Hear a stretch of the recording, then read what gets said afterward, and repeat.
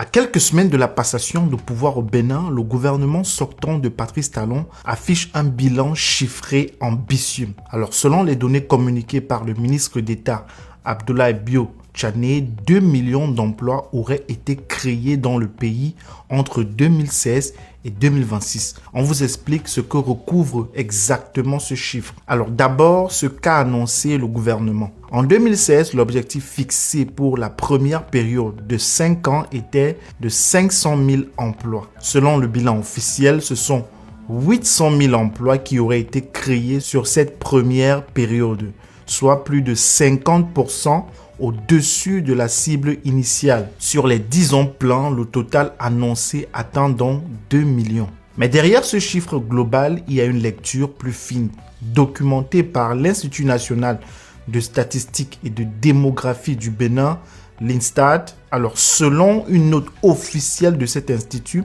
sur la période d'avril 2016 à décembre 2021, ce sont précisément 1 190 000 emplois qui ont été comptabilisés. Et sur ce total, 82% relèvent de l'économie informelle. Autrement dit, près de 984 000 emplois sans contrat formel et sans protection sociale stable.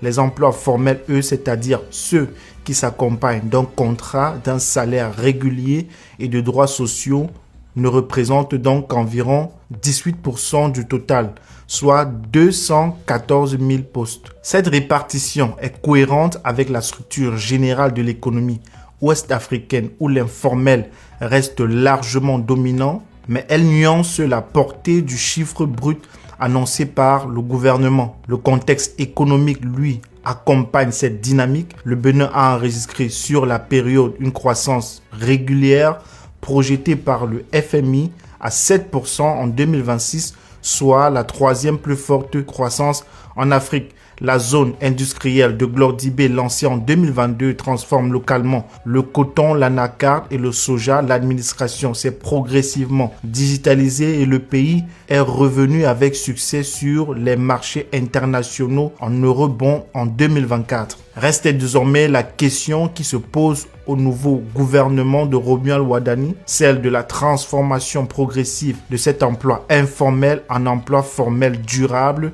et protégé. Parce que c'est précisément cette transition qui déterminera la prochaine décennie, la solidité réelle du modèle béninois. Petite pub avant de continuer. En Allemagne, il y a des milliers de véhicules d'occasion en parfait état avec des carnets d'entretien, contrôle technique à jour vendus 3 000, 5 000, parfois 8 000 euros en dessous du prix du marché.